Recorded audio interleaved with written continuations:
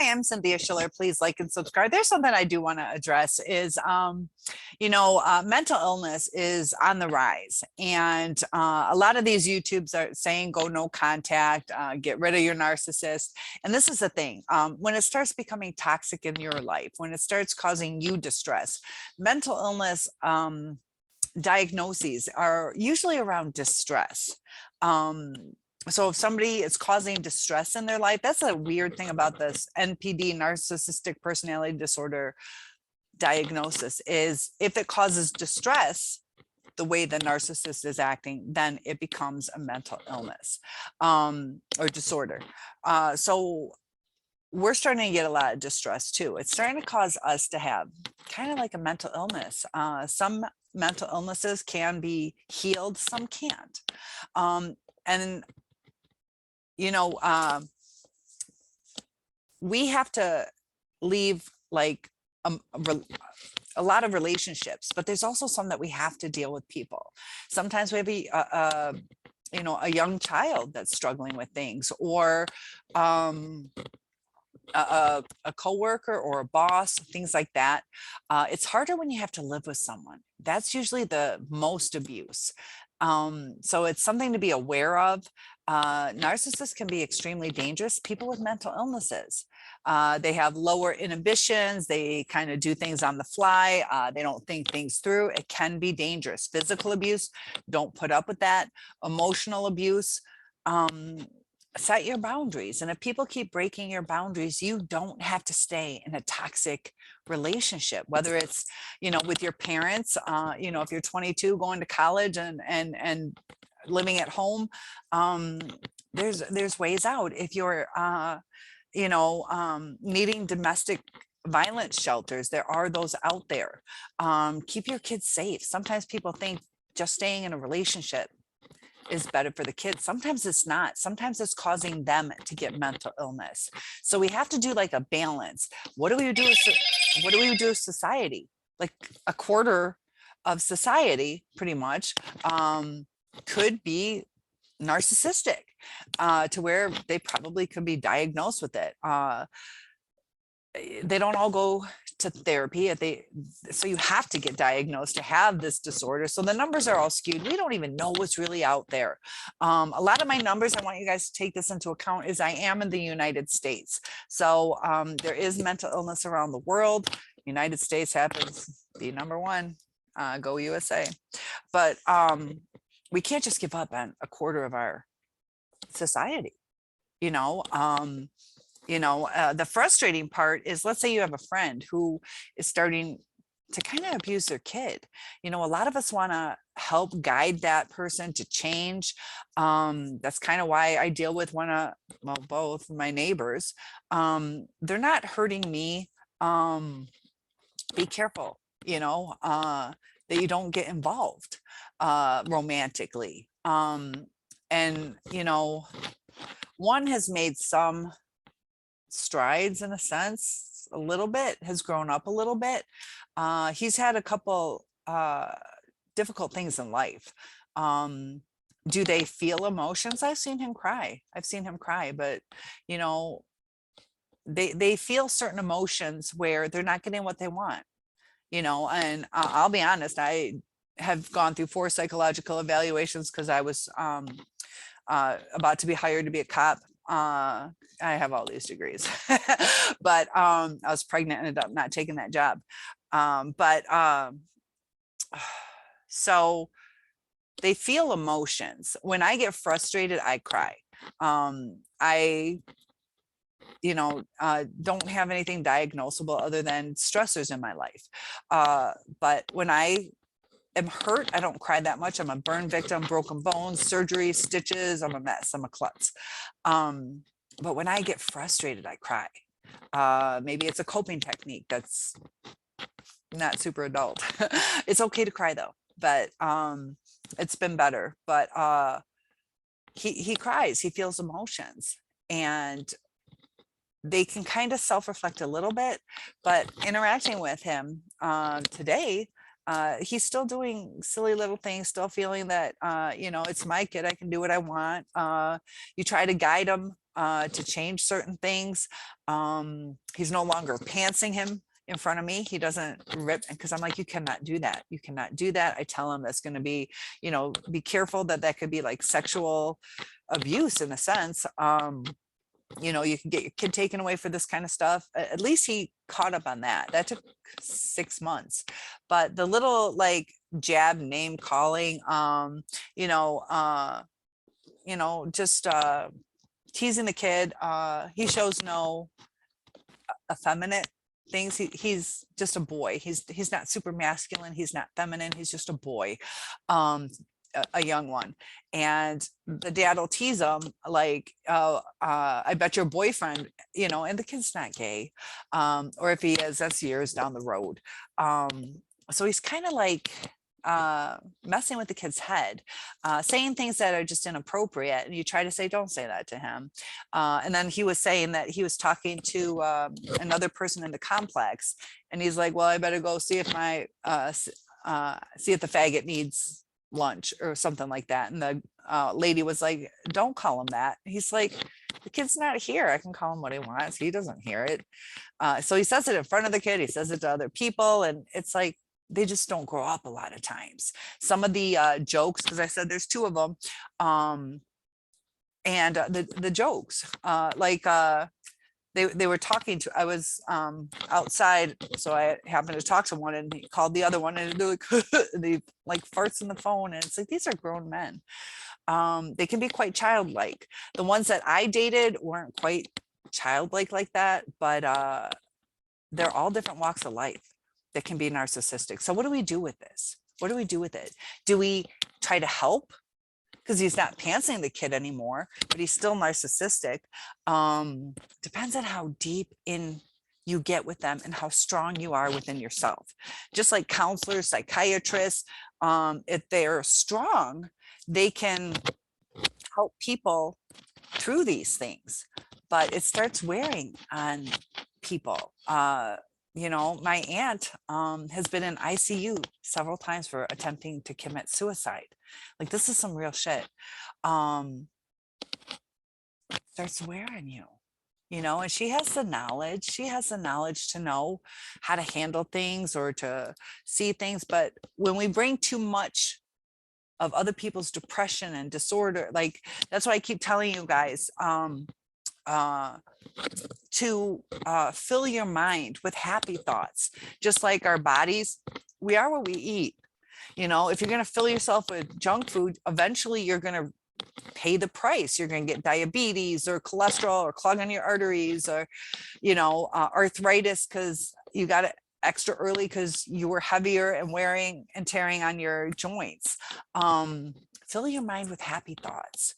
So when we go into those rumination things, we need to try to pull ourselves out of that. Just like when I was pregnant, we were told, gonna deliver my baby, it's focus on something. And by keeping a focus on something, it's distracting you from other things.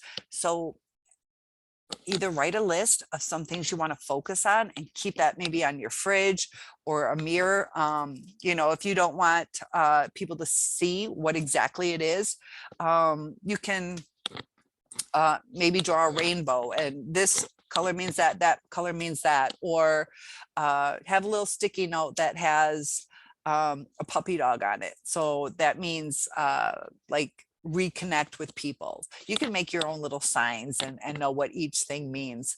But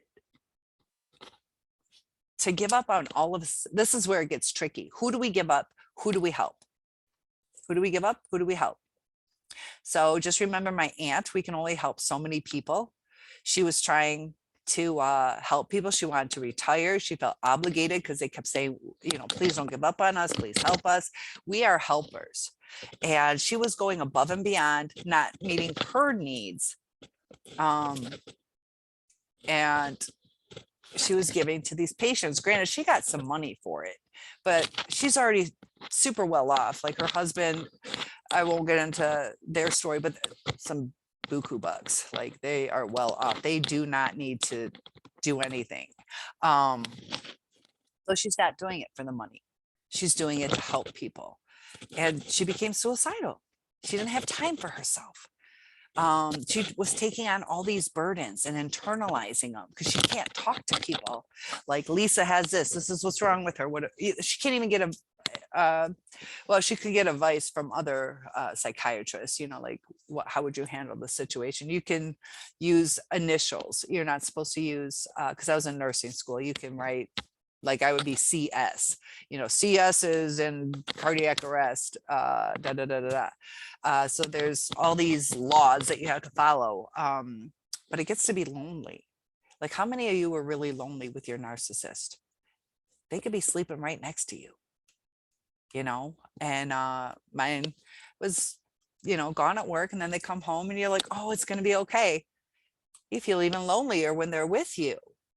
So think about your mental health first, just like they talk about on the airplane, you know, put your mask on first and then help your kids.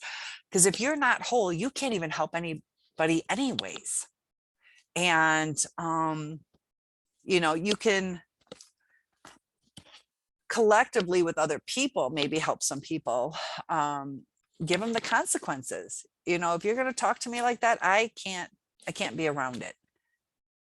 That's a good way to get them to change, because narcissists will only change based on consequences. Are they going to change who they are inside? No, but they're going to act better. If all of society started following these rules we're supposed to do, that made sense, you know, but narcissists don't like rules. So with narcissists, it's a little bit different than somebody who's going through some depression, because that, you know, messes with your brain waves. It takes time to heal, and we are in control of some of it. We are in control of some of it. And, you know, the schizophrenic, they're in charge of whether they take their medication or not. Are they going to heal? No. Same with bipolar. You know, are they going to take certain precautionary steps to avoid triggers? You know, sometimes too, these narcissists get into more toxic relationships. So there's going to be more triggers. You know, you come to my family's party, it's chill, it's calm, even keel. You hear other families where, you know, a bunch of toxicity comes together and there's fights and there's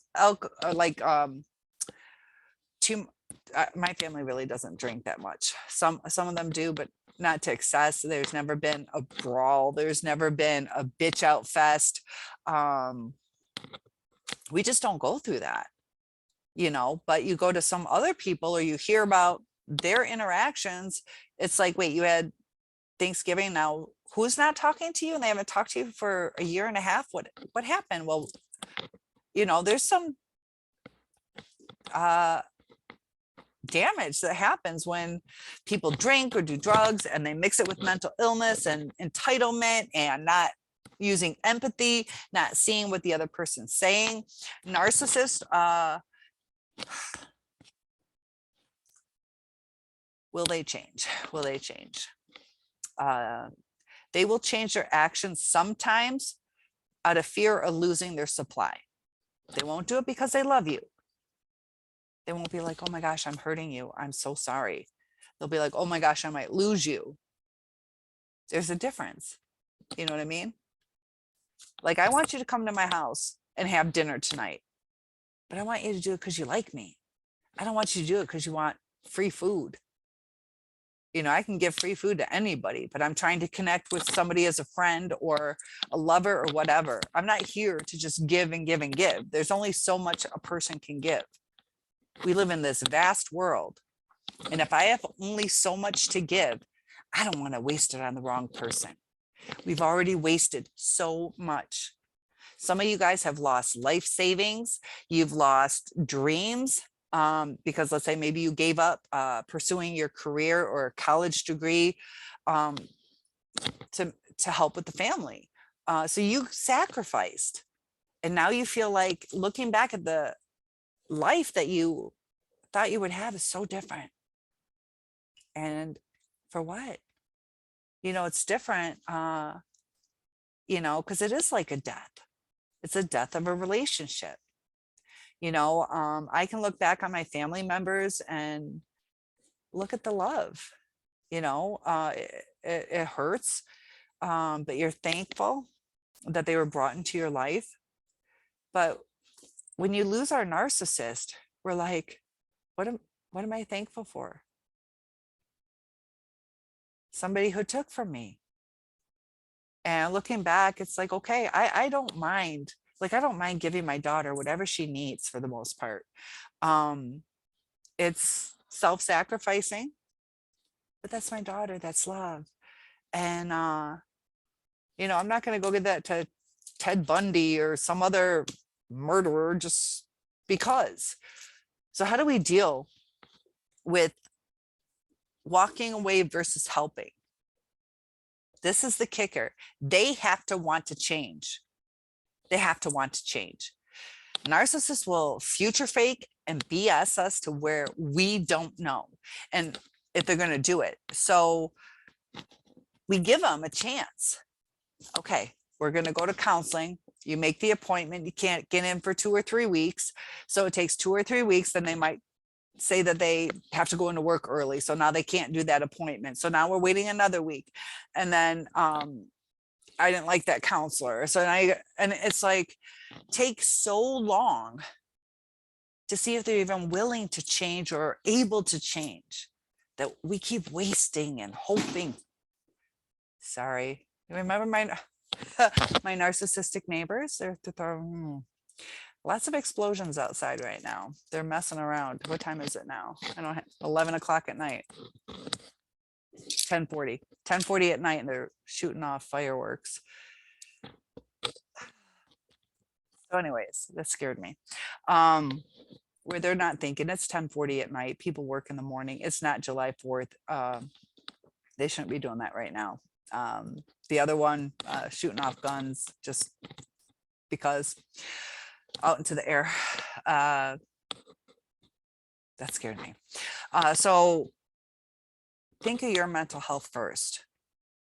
Do little guidance. You can help people with little guidance, but set your boundaries. Don't accept being treated the wrong way. And I don't want to seem like a hypocrite, because I do deal with them.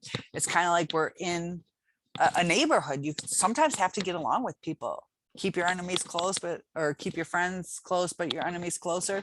You got to kind of know what's up. Sometimes people do shady things, and I don't want my car broken into. I'll say hi to you.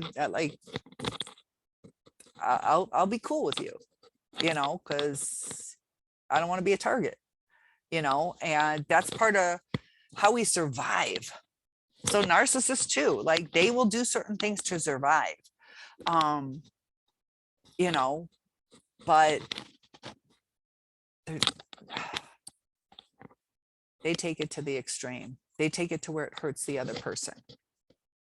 Is it hurting the other people to say hi and be cool with them? It's not hurting them.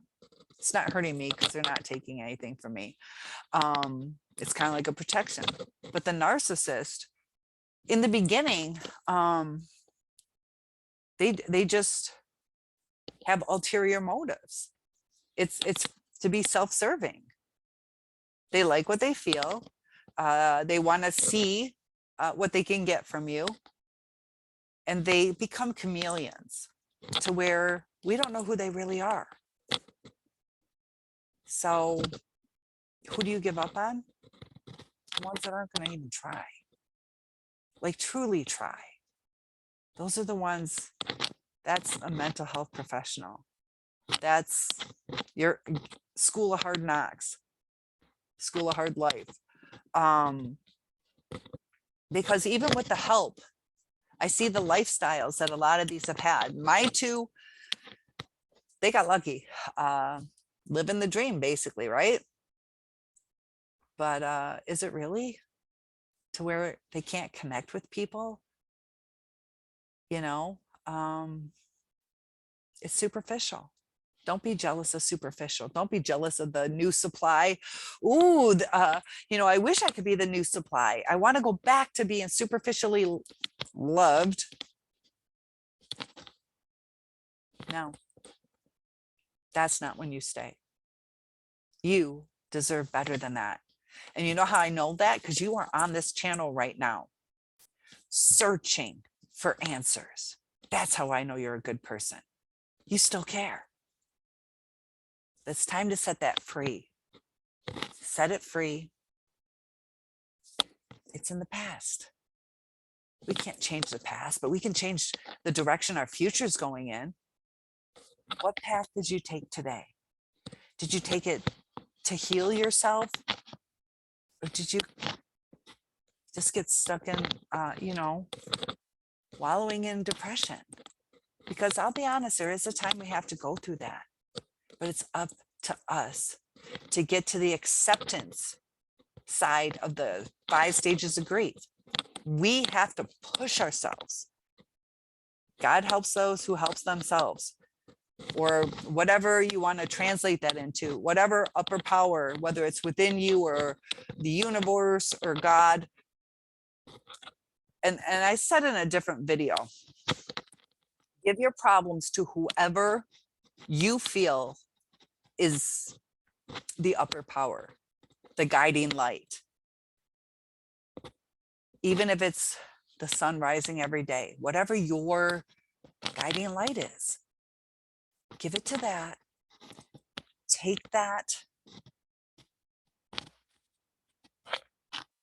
hurt and give it to that, and trust in the process.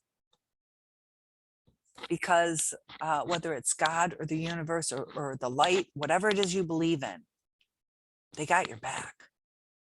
There's a purpose and a reason for everything.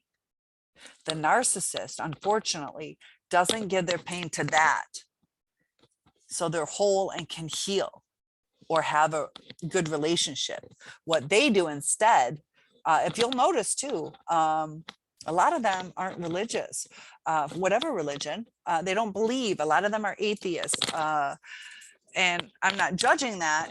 I'm different than that, but I'm not judging it. But it can make a difference in your life, because the narcissist projects their pain onto us. And then we, are overwhelmed.